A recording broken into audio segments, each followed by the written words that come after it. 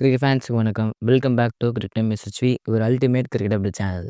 இந்த வீடியோ பார்க்க போகிறது Sanju Samson Ravindra trade confirm and Shardul தாக்கூரை மும்பை எடுத்ததால் அவங்க பண்ண போகிற மாசான விஷயங்கள் இந்த வீடியோவில் அதான் ஃபுல்லாக பார்க்க போகிறோம். ஸோ ஃபுல்லாக பாருங்கள், நிறைய இன்ஃபர்மேஷன் தெரிஞ்சுக்க.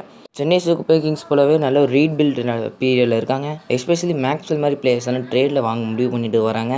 ஸோ IPL 26 ஆக்ஷன் வரத்துக்குள்ளே நிறைய இம்பார்ட்டண்ட்டான சேஞ்சஸ் அண்ட் ட்ரேடர்லாம் பண்ணி ஒரு நல்ல ஸ்குவாடோட போகலான்னு முடிவு பண்ணியிருக்காங்க. எஸ்பெஷலி சஞ்சு சாம்சனை சிஎஸ்கே கொண்டு வரணும். சஞ்சு சாம்சன் சென்னைக்கு வந்தார்னா பேட்டிங் ஆர்டர் இன்னும் ஸ்ட்ராங்காகும். அதே சமயம் ஜடேஜா அங்கே போனார்னா அவங்களோட பவுலிங் ஆர்டரும் அண்ட் ஃபினிஷிங் ரோல் நல்லாயிருக்கும். எஸ்பெஷலி நிறைய மீம்ஸ்லாம் வருது சொல்கிறாங்க, பட் ஆனால் கன்ஃபார்ம் ஆகிடுச்சு. ரவீந்திர ஜடேஜாவை RR கன்ஃபார்ம் ட்ரேட் பண்ணுறாங்க. அதே சமயம் சஞ்சு சாம்சன் 16 crores வந்திருக்காரு சிஎஸ்கேக்கு. ரவீந்திர ஜடேஜாவும் சேர்த்து சாம் கரனும் உள்ள வந்திருக்காங்க.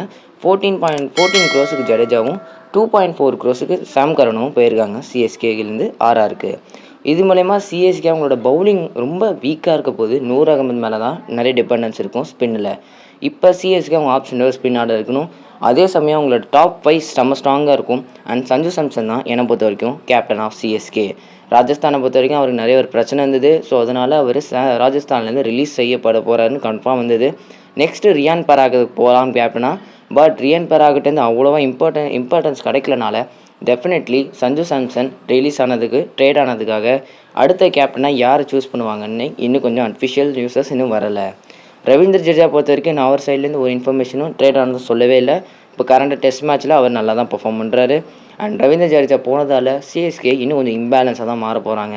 ஏன்னா ஸ்பின் டிபார்ட்மெண்ட் ரொம்ப வீக்காக தான் இருக்க போகுது.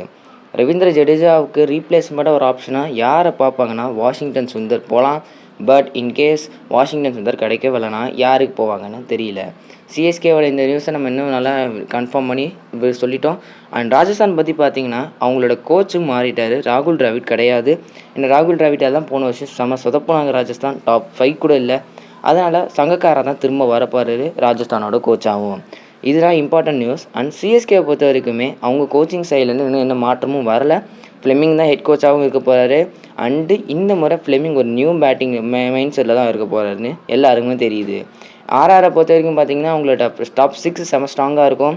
எஸ்பெஷலி நிதிஷ் ராணா கூட ட்ரேடாக இருக்கார். அந்த இடத்துல ரியான் பராக் போய்ட்டு நம்பர் 6 ரவீந்திர ஜடேஜா ஆடுவார். சிஎஸ்கேக்குமே நம்பர் 5 நல்லாயிருக்கு.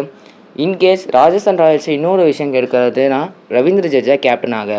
பட் ராஜஸ்தான் ஒரு 10 years பேக்காக ஜெய்ஸ்வால் ஆர் த்ருவ் ஜுரேலுக்கு தான் கேப்டன்சி கொடுப்பாங்க.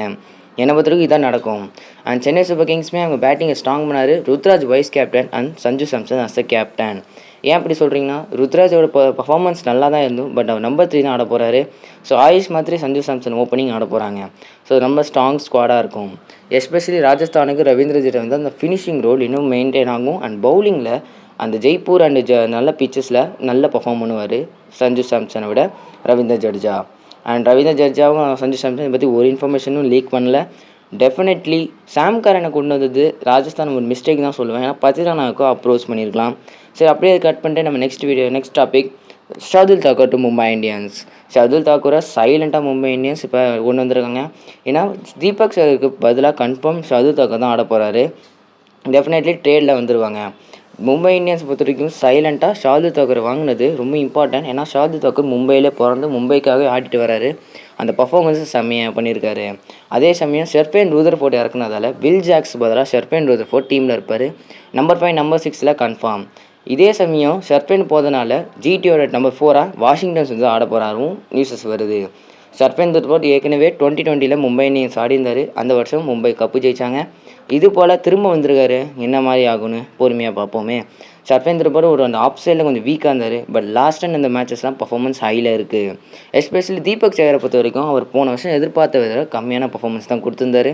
அதனால் அவரை டெஃபினெட்லி ரிலீஸ் பண்ண போகிறாங்க. அது நல்லாவே தெரிஞ்சுது. அண்ட் இன்னொரு ட்ரேடாக ஷாதுல் தாக்கூருக்கு பதிலாக அர்ஜுன் டெண்டுல்கர் போனதால் அர்ஜுனுக்கு இன்னும் நல்ல ஒரு வாய்ப்புகள் கிடைக்கும் LSGயில். ஷாதுல் தாக்கூர் தீபக் சகரை விட நல்ல பேட்டிங் ஆடுவார். ஸோ மும்பை இந்தியன்ஸ் இன்னும் லோவர் பேட்டிங் ஸ்ட்ராங்காக இருக்கும். அர்ஜுன் வந்து டீம் மும்பையில் ரொம்ப லோ ஆர்டரில் வெயிட் பண்ணிட்டு இருந்தார். பர்ஃபார்மன்ஸுக்கு டைம் கிடைக்கல.